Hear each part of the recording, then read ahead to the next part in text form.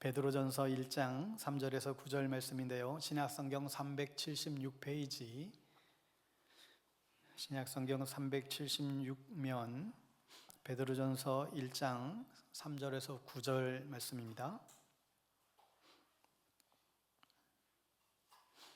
우리 찾으셨으면 자리에서 일어나셔서 한 절씩 교독하여 선포합니다. 하나님의 말씀입니다. 우리 주 예수 그리스도의 아버지 하나님을 찬송하리로다. 그의 많으신 긍휼대로 예수 그리스도를 죽은 자 가운데서 부활하게 하심으로 말미암아 우리를 거듭나게 하사 산 소망이 있게 하시며 썩지 않고 더럽지 않고 쇠하지 아니하는 유업을 있게 하시나니 곧 너희를 위하여 하늘에 간직하신 것이라. 너희는 말세에 나타내기로 예비하신 구원을 얻기 위하여 믿음으로 말미암아 하나님의 능력으로 보호하심을 받았느니라. 그러므로 너희가 이제 여러 가지 시험으로 말미암아 잠깐 근심하게 되지 않을 수 없으나 오히려 크게 기뻐하는도다. 너의 믿음의 확실함은 불로 연단하여도 없어질 금보다 더 귀하여 예수 그리스도께서 나타나실 때에 칭찬과 영광과 존귀를 얻게 하실 것이니라. 예수를 너희가 보지 못하였으나 사랑하는도다. 이제도 보지 못하나 믿고 말할 수 없는 영광스러운 즐거움으로 기뻐하니. 같이 읽습니다. 믿음의 결국 곧 영혼의 구원을 받음이라. 아멘.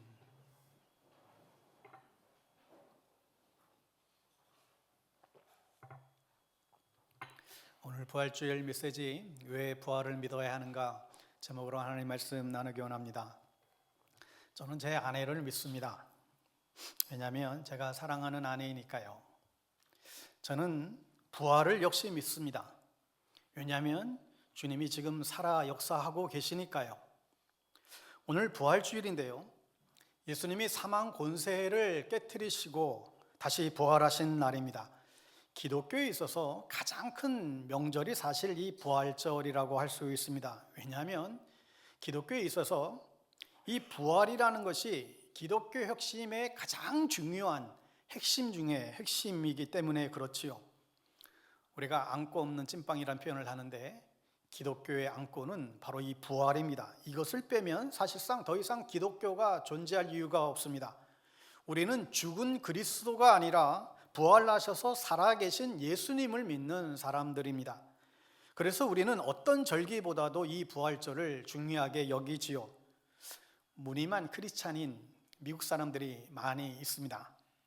그래도 그들도 다른 날은 교회 안 가도 1년에 2번은 교회 간대요. 바로 성탄절하고 이 부활절입니다. 많은 이들이 안타깝지만 그날만 교회에 갑니다. 그것도 감사하지만 왜 이게 안타까운가 하면 1년에 2번밖에 안 가는 것이 안타까운 것이 아니라 그렇게 1년에 2번 오시는 분들이 대부분 신앙과 이제 믿음이 없잖아요. 그런데 1년에 딱 2번 부활절, 이 성탄절 이제 가는 거예요. 그런데 문제는 그날 교회 가서 가장 믿기 어려운 말씀을 들어요. 우리 기독교가 믿는 교리 중에 제일 믿기 어려운 것 2가지가 있는데 바로 이 예수님의 동정녀 탄생 그리고 다시 살아나신 것, 이 부활의 이야기죠. 신앙이 없는데 1년에 딱 2번 와서 제일 믿기 어려운 이 2 설교를 듣고 가는 겁니다. 그리고는 앉아서 매해마다 이미 늘 뻔한 얘기 또 하시는구나 생각하고 관심이 없어요. 그래서 대충 앉아있다가 핸드폰 만작거리다가 아이들 발표나 하면 그거 좀 보고 그러는 돌아가죠. 아무런 의미가 없지요. 유익함이 없습니다. 많은 사람들이 그저 기독교를 술, 담배를 반대하는 종교 정도로 생각하는데 이것은 굉장히 기독교를 오해하는 것입니다. 사실 너무 축소된 편협된 그런 종교로 비춰지는 안타까움이 있습니다. 기독교는 결코 작은 종교가 아닙니다. 기독교는 예수라는 분이 살았다가 죽음에서 다시 살아나시고 지금도 살아계시고 그분을 믿는 모든 사람들도 그와 같이 부활할 것이다 라고 하는 이 사실, 그런 담대한 주장을 하는 어쩌면 혁명적인 그런 부활의 종교이지요. 처음부터 기독교는 어떤 개념이나 사상이나 규율을 설파한 것이 아니라 예수가 죽었다가 다시 살아나셨다라고 하는 이 사실을 선포함으로 기독교는 시작이 됩니다. 따라서 만약에 부활이 사실이 아니라면 우리는 사실 오늘 여기 모일 이유가 없습니다. 부활이 그저 하나의 사상이고 교리이고 진짜 사실이 아니라고 드러난다고 한다면 여러분 정말 우리는 여기 있을 이유조차도 없어요. 다음 주일에 우리는 교회 문 닫아도 됩니다. 실제로 바울은 고린도전서 15장에서 만약에 예수님의 부활이 사실이 아니라고 한다면 우리의 믿음은 헛것이요, 그것처럼 예수 믿는 사람처럼 이 세상에 불행한 사람은 없다라고 이미 지적한 바가 있지요. 여러분은 부활을 믿으십니까? 왜 믿으시나요? 그냥 죽고 나서 예수님 믿으면 부활한다니까 그냥 일단 믿어봐야 본전이니 믿어보는 것입니까? 혹시 여러분 중에 부활이 안 믿어지는 분들이 계신가요? 아니 그게 말이 돼야 믿지. 아니 어떻게 죽었는데 어떻게 다시 살아나? 말도 안 돼. 그거 다 그냥 교회에서 하는 이야기지.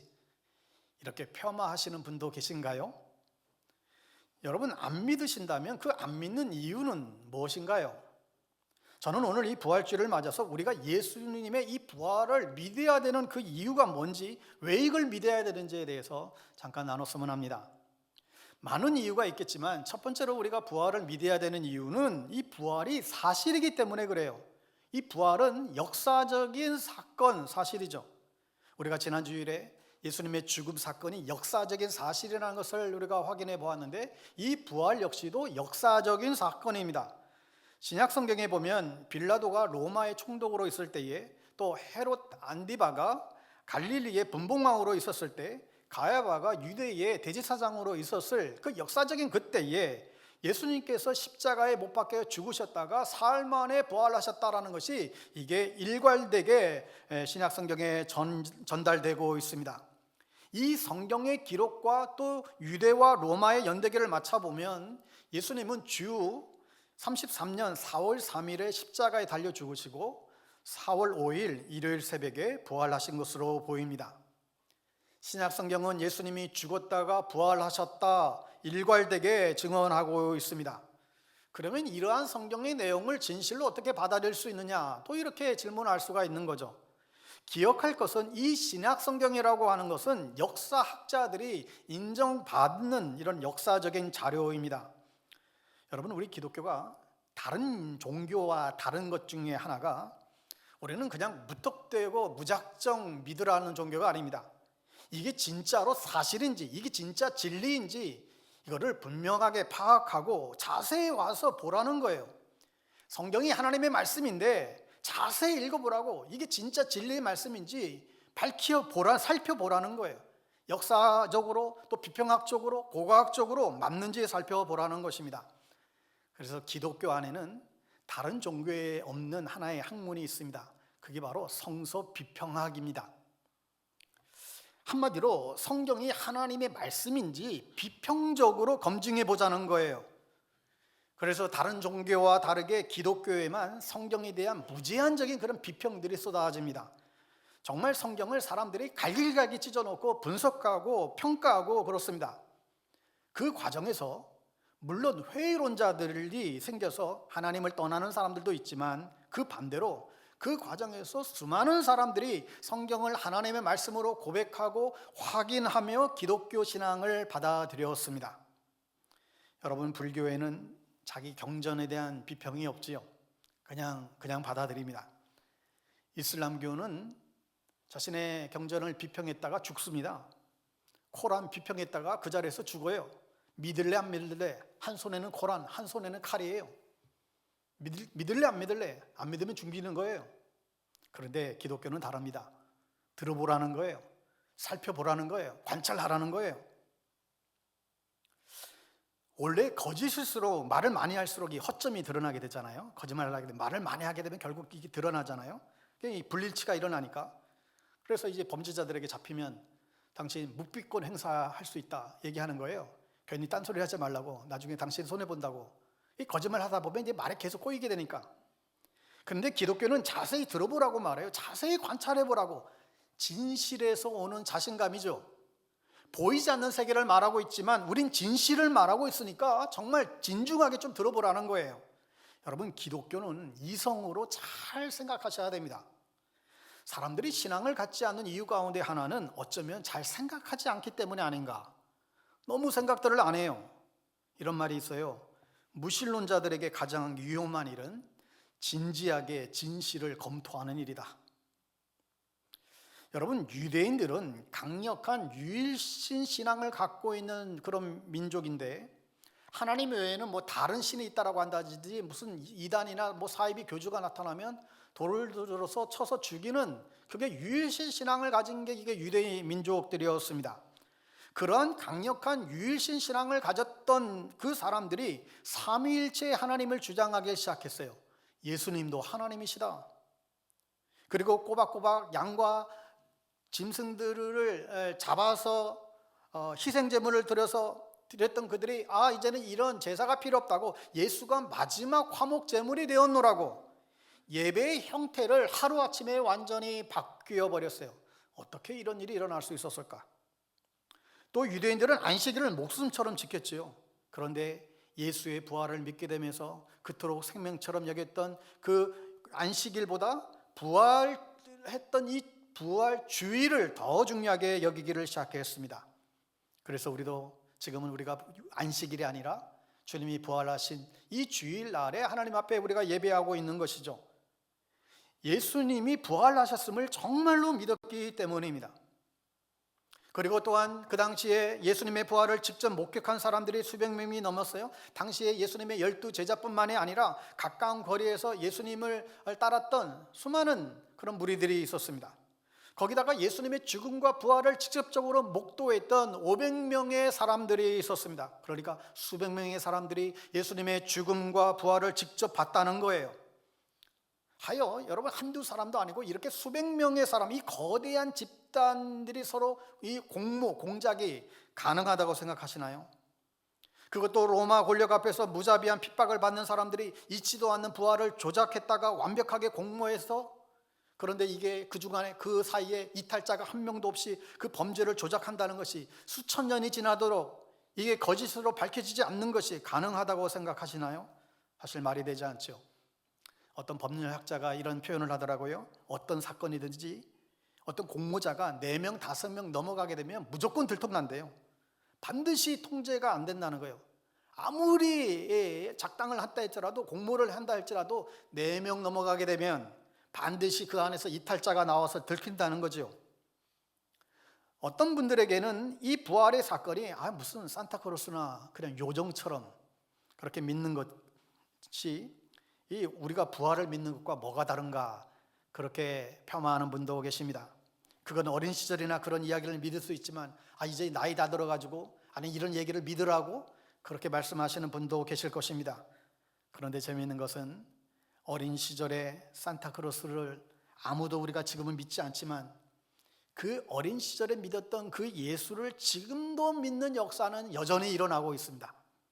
저뿐만 아니라 수많은 사람들이 부활에 대해서 진지하게 연구하고 이 부활 신앙을 받아들였습니다.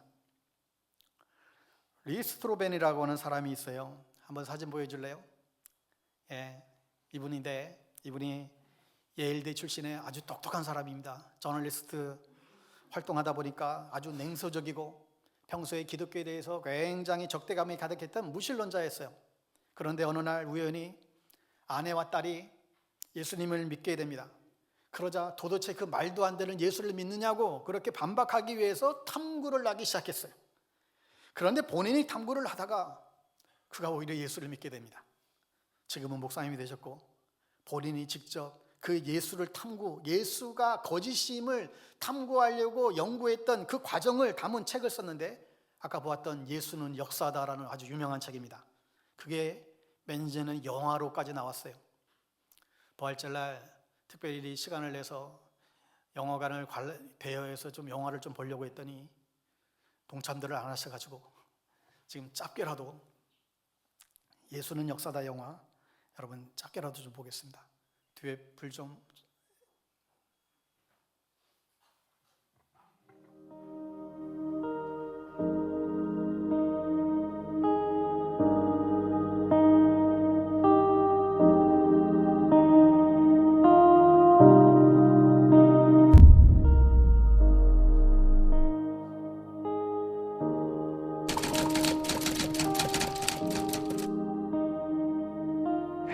anyone talk about historical evidence for the resurrection when the resurrection by nature is a miracle, right? We all know miracles can't be proven scientifically.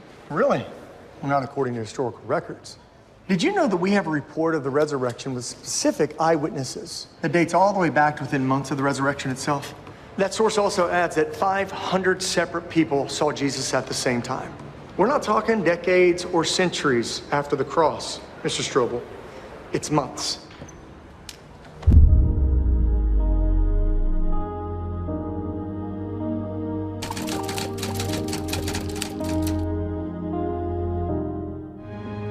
Father Marquez, Lee Strobel, thank you. I'm particularly intrigued with your archaeological work. A number of people claim to have seen Jesus after his crucifixion, and some of them even wrote it down. But I guess my question is, how can we be sure of the reliability of those manuscripts? Well, the same way we authenticate any historical document, by comparing and contrasting the copies that have been recovered. It's called textual criticism. The more copies we have, for example,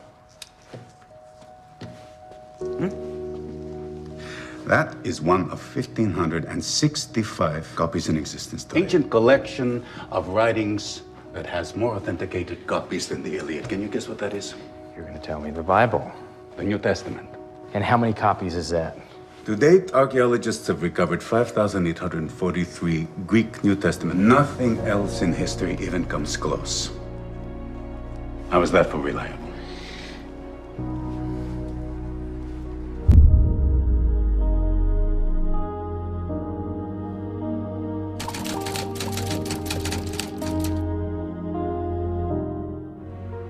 Dr. Roberta Waters, president of the American Association of Psychoanalysts, agnostic, Agnostic, why not? and a leading authority on human behavior at Purdue University. Dr. Waters. Hello, Mrs. Strobel. As much as I would like to help a fellow skeptic, what you're proposing is completely impossible. Our suggestion can be very profound, but it's one thing to be mesmerized into making animal noises. It's quite another for 500 people to have the same dream. To be honest, that would be an even bigger miracle than the resurrection itself.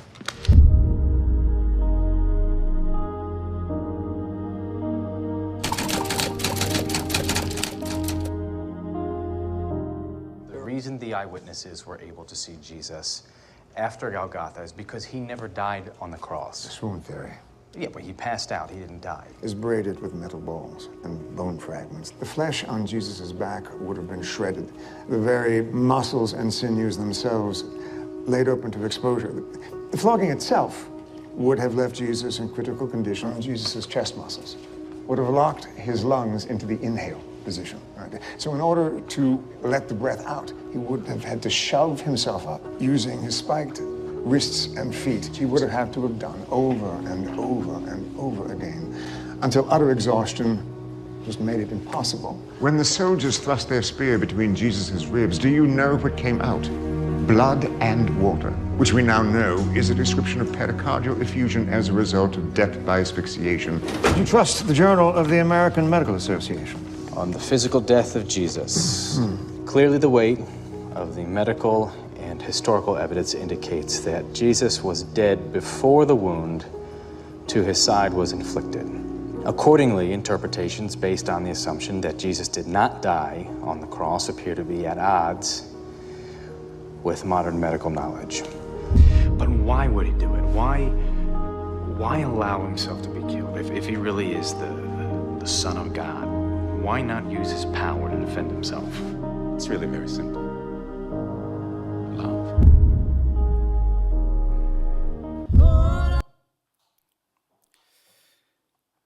산타크로스를 어른이 되어서 믿는 사람은 아무도 없죠. 그러나 어른이 되어서 심지어 임종을 앞두고서라도 예수를 믿는 사람은 오늘날도 너무나 많습니다. 제가 또 한 분을 소개할게요. 찰스 콜슨이라고 하는 사람입니다. 이분도 너무나 유명한 분이신데 이분은 닉슨 대통령의 법률 보좌관이었어요. 닉슨 대통령이 1968년에 대통령이 되고 72년도에 이제 재선 때에 상대 당 후보자인 이 민주당 당사에다가 도청기를 설치하고 선거 이기려고 상대방의 전략을 빼오는 그런 일들이 있었지요. 근데 이 사건이 세상에 알려지게 됐는데 그게 유명한 그 워터게이트 사건입니다. 문제는 이 사건에 이 닉슨 대통령이 이게 알고 있었는가, 이 사실을 알았는가에 모아졌어요. 그런데 닉슨은 나는 그 사실 몰랐다고, 나와는 전혀 모르는 일이라고 그렇게 주장을 하잖아요. 그래서 특별검사가 이 사건을 이제 집중 조사하게 됩니다. 그때 당시 이 닉슨의 법률보좌관이 바로 이 찰스 콜슨이었습니다. 이 사람이 얼마나 똑똑하고 법적 지식이 많았을까요? 또 그 주변에 얼마나 이 대통령을 변호하는 법률가들이 얼마나 많았겠어요? 이들은 대통령을 보호하기 위해서 대통령이 몰랐다라고 하는 그 완벽한 알리바이를 짜맞추었습니다. 검사가 이렇게 물으면 이렇게 대답하고 이렇게 대답하고 완벽한 시나리오를 그들 안에 짰다는 거예요. 대통령을 꼭 지켜내고자 하는 그런 공모를 했습니다. 아주 완벽한 계획을 짰어요. 그런데 놀랍게도 그들의 알리바이는 불과 18일을 못 버티고 무너지고 말았어요. 왜 무너졌을까요? 얘기를 하면 할수록 여기저기서 모순점들이 진술 가운데 막 드러나기 시작하는 거예요. 그들이 지키려고 했던 것은 결국 거짓이었기 때문에 이제 무너지고 만 것이죠. 그래서 닉슨 대통령은 탄핵을 당하고 1974년도에 대통령에서 이제 하야를 하게 되고, 이 찰스 콜슨도 같은 공모를 했기 때문에 감옥에 들어가게 됩니다. 그런데 그가 감옥에 갇히고 나서 그가 아주 무신론자였는데 갑자기 놀라운 깨달음이 일어납니다. 아니, 우리처럼 머리 좋고 똑똑하고 법을 잘 아는 사람들도 대통령을 지키기 위해서 그런 완벽한 시나리오를 만들었지만 그게 거짓임을 불과 18일 만에 이게 다 들통나고 무너지고 말았는데, 가만히 보니까 예수님이 부활했다는 주장이 지난 2000년간 무너지지 않았다는 것을 깨닫게 된 거예요. 그러면서 깨달음이 온 것이죠. 예수의 부활을 주장하는 사람들이 지금까지도 깨어지지 않고 믿고 있는 것은 어쩌면 그것이 진실이었기 때문인지 모르겠다, 이런 생각에 그가 미치게 됩니다. 게다가 그 부활의 증인들을 보니까 우리처럼 똑똑했던 사람들도 아니고 아주 한심한 사람들이었고 배우지도 못했고 뭐 그랬던 사람들, 근데 그들이 주장하는 부활이 거짓이었다라고 한다면 깨져도 진작에 깨졌어야 되는데 지난 2000년간 그들의 주장이 깨어지지 않았다라는 것이죠. 이 말은 정말 예수 그리스도의 부활이 진실이 아니고서는 설명할 수 없겠다라는 결과에 도달하게 됩니다. 결국 그는 감옥에서 예수님을 영접하게 됩니다. 그래서 그가 쓴 책이 바로 백악관에서 감옥까지, 대통령 참모에서 또 하나님의 참모가 된 이 찰스 콜슨은 이분도 후에 목사님이 되셔서 위대한 복음 전도자의 삶을 살아갔습니다. 다시 말씀드립니다. 어릴 적에 믿었던 산타크로스를 커서도 믿는 사람은 없죠. 그러나 예수 그리스도의 부활은 커서도 믿는 사람은 많습니다. 닉 스트로벨과 찰스 콜슨을 흔들어 놓았던 그 생각이 오늘 여러분의 생각을 흔들어 놓을 수 있게 되기를 간절히 바랍니다. 저들은 없는 부활을 만들어내기 위해서 공모한 것이 아닙니다. 거짓 증언을 만들어낸 것도 아닙니다. 단지 그들은 부활하신 예수를 실제로 만났기 때문에 자기도 부활할 것을 믿음으로 그렇게 고백하게 된 것이죠. 역사에 의하면 예수님의 12 제자들은 모두가 다 순교를 했다고 그래요.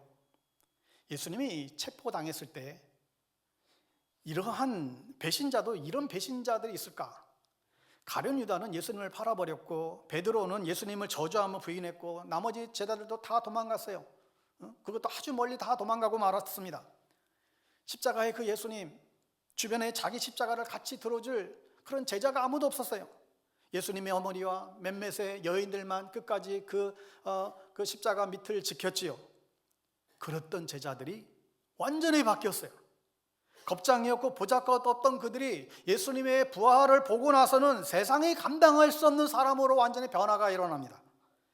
실제로 예수님의 12 제자는 모두 자신들의 안전지대를 떠나서 지금의 터키, 유럽, 영국을 비롯해서 심지어 의심 많았던 그 도마는 저 멀리 인도까지 가서 자신의 생명을 들여 복음을 전하고 수많은 사람들에게 삶에 영향을 끼치고 문자 그대로 세상을 바꾸는 주인공들이 되었습니다.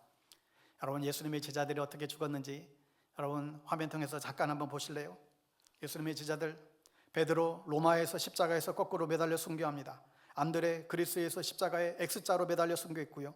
야고보 예루살렘에서 모기배에 순교했고, 요한 밤무섬에 유배에 가서 늙어서 죽고, 빌립 소아차에서 기둥에 매달려 순교하고, 바돌로메 알메니아에서 거꾸로 십자가에 매달려 순교하고, 도마 인도에서 전도하다가 창에 맞아 죽고, 마태 이디오피아에서 전도하다가 목이 잘려 순교하고, 알페의 아들 야고보 성전 꼭대기에 떨어뜨려 순교당하고, 시몬 전도하다가 화살 맞아 순교하고, 유다도 화살에 맞아 순교하고, 마띠아 이디오피아에서 전도하다가 돌에 맞아 순교했다. 배신자 겁장이 성공하고 출세하는 데 안달났던 이 제자들이 어떻게 이렇게 변화가 일어날 수 있었을까? 이들은 분명히 대단한 것을 본 거예요. 12명의 인생의 모두가 그냥 순간에 다 바뀌어버렸죠. 그 일이 뭐예요? 죽은 자가 살아난 것을 본 것입니다. 예수가 죽은 가운데서 부활한 것을, 그 부활하신 예수님을 만난 것입니다. 사랑하는 여러분, 기독교는 맹신이나 어떤 맹목적으로 믿는 종교가 아닙니다. 이것이 정말 진짜일까? 이게 정말 진리인가? 이게 진실인가? 자세히 살펴보시기를 바랍니다. 그게 어쩌면 우리가 신앙을 갖는 바른 자세라고 생각이 들어요. 여러분, 왜 우리가 믿어야 될까요? 그것이 역사적 사실이기 때문이에요. 뿐만 아니라 우리가 부활을 믿는 것은 부활이 우리를 변화시키기 때문에 그렇습니다. 앞에서 언급했던 리 스트로벨과 찰스 콜슨, 그리고 수많은 주님의 제자들의 삶에 엄청난 변화를 가져왔어요. 오늘 읽었던 우리 본문 말씀 잠깐 볼까요? 오늘 본문 베드로전서 1장 3절 4절 우리 세 번역으로 다시 한번 읽기 원합니다. 같이 한번 읽어볼게요. 시작. 우리 주 예수 그리스도의 하나님 아버지께 찬양을 드립시다. 하나님께서는 그 크신 자비로 우리를 새로 태어나게 하셨습니다. 그리하여 그는 죽은 사람들 가운데서 예수 그리스도가 부활하심으로 말미암아 우리로 하여금 산 소망을 갖게 해 주었으며, 썩지 않고 더럽히지 않고 낡아 없어지지 않는 유산을 물려받게 하셨습니다. 이 유산은 여러분을 위하여 하늘에 간직되어 있습니다.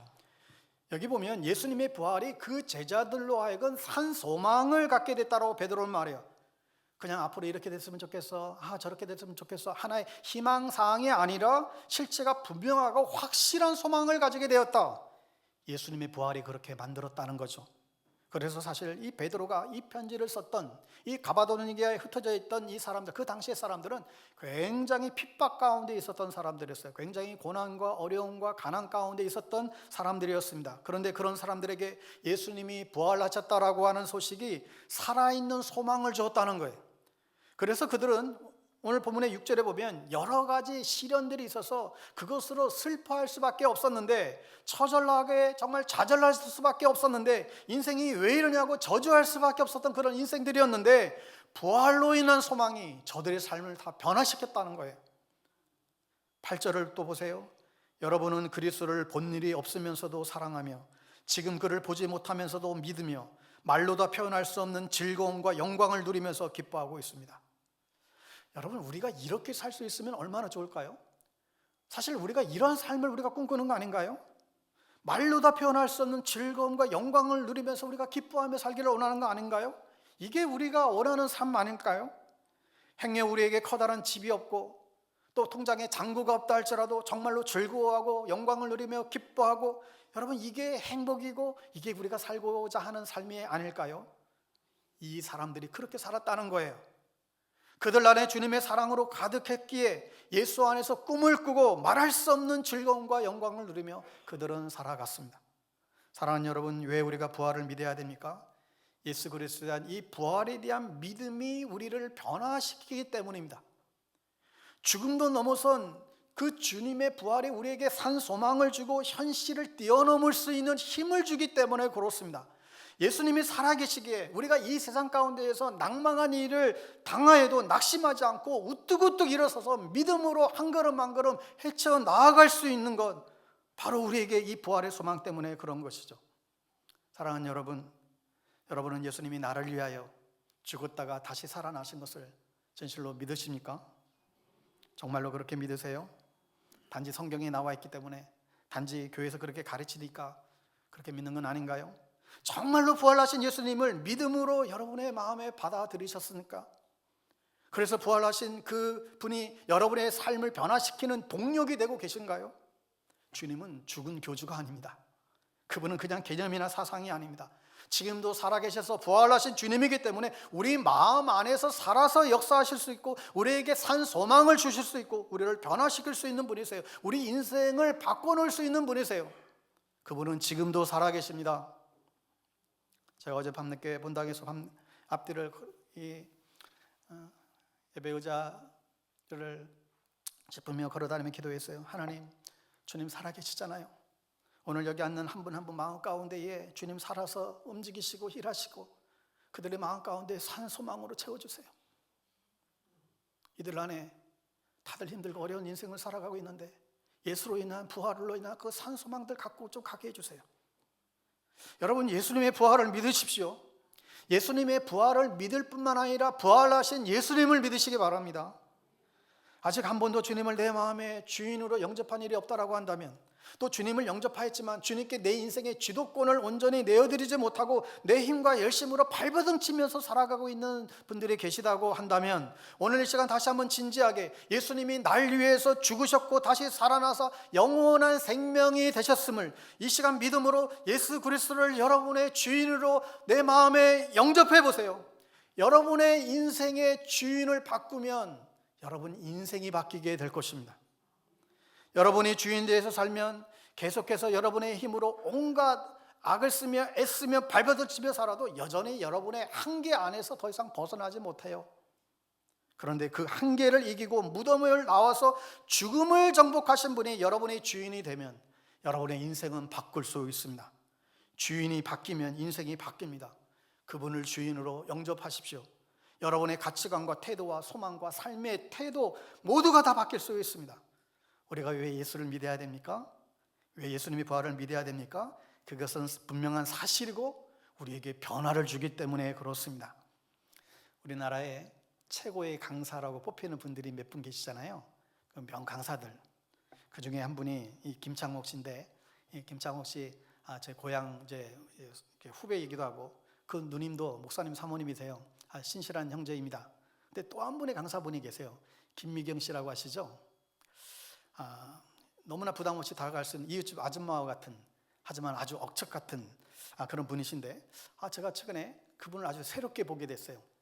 제가 그분의 짧은 고백을 끝으로 오늘 말씀을 이제 맺고자 합니다. 그 짧은 영상인데 다시 한번 보겠습니다.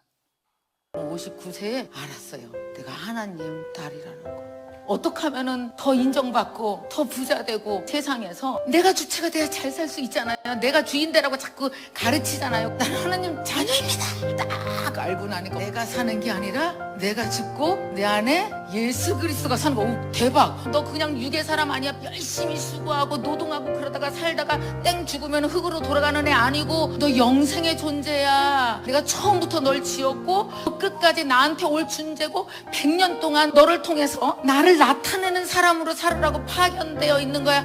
너 하나님 자녀야. 주체가 바뀌니까요. 내가 왜 사는지 바뀌죠. 차원 바뀌죠. 완전히 다 바뀌어버렸어요. 내가 일하는 거 아니고요. 하나님이랑 나랑 공동 창업자구나. 내가 수고롭게 일하는 게 아니라 내 안에 있는 하나님이 나와 함께 나타나시는구나.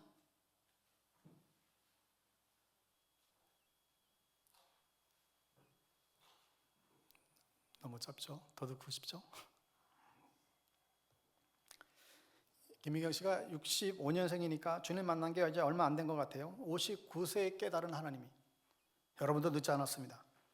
어느 누구든지 부활하신 예수님 만나면 변화가 일어납니다. 인생이 바뀝니다. 우리의 성격도 바뀝니다. 우리 이 시간 함께 우리 짧게 한번 기도하기 원하는데요. 주님, 내가 부활하신 주님을 믿습니다. 그분이 또한 내 인생을 변화시킬 것을 또한 믿습니다. 주님께서 내 인생의 주인이 되어주시고 내 삶의 부활의 새 창조의 삶을 살아갈 수 있도록 하나님 도와주세요. 그런 마음으로 우리 잠깐 기도해 볼까요? 기도하겠습니다. 하나님 아버지, 이 부활 주일에 부활하신 주님이 내 심장에 박히기를 원합니다. 부활의 사건이 역사적인 사건임을 우리가 분명히 믿을 뿐만 아니라 영의 사건임을 믿습니다. 이 부활하신 주님 만나게 해주세요. 이 부활하신 주님 만나게 해주세요. 내 인생을 변화시켜 주세요. 주님, 내 인생이 주인 되어주세요. 그 주님 때문에 내 인생이 바뀌는 것을 경험하게 해주세요. 우리 모두에게 이 부활의 축복을 주시고 죽음이 아니라 부활의 소망을 가지고 살아가는 저희들 되게 해주세요. 더 이상 어둠이 아니라 빛의 역사 가운데에 절망과 탄식의 자리가 아니라 소망과 그 영광스러운 자리로 나아가는 저희들 되게 해주세요. 이 놀라운 부활의 영광, 이 부활의 기쁨, 이 소망, 참된 소망 가지고 살아가는 저희들 되게 해주세요. 매일매일 그렇게 우리의 삶이 바뀔 수 있도록, 그래야 우리가 살아가는 이유를 발견하고 우리가 왜 사는지를 알고, 그래야 단 한순간도 하나님 그릇된 삶을 살아가지 않도록, 낭비하는 인생 살아가지 않도록, 우리의 육에 얽매인 삶을 살아가지 않도록 하나님 저희들 모두를 하나님 축복해 주세요. 주님의 이름을 찬양합니다. 주님 이름을 찬양합니다. 주님 도와주시옵소서.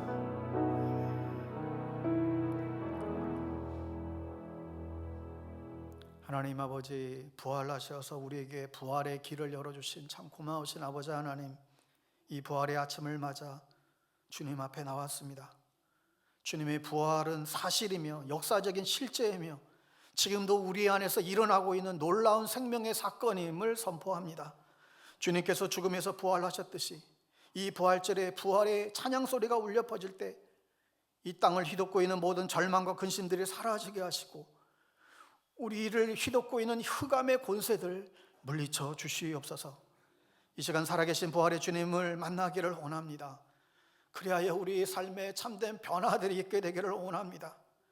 부활하신 주님을 만나서 제자들이 그 또한 주님을 따랐던 수많은 인류의 백성들이 변화됐던 것처럼 오늘 이 시간 우리도 부활하신 주님을 우리 마음에 모셔드림으로 그 주님을 내 인생의 주인으로 이제라도 다시금 살아보겠노라고 그렇게 결단하고 고백하는 하나님 이 시간 되게 하여 주시옵소서. 예수님의 이름으로 기도합니다. 아멘.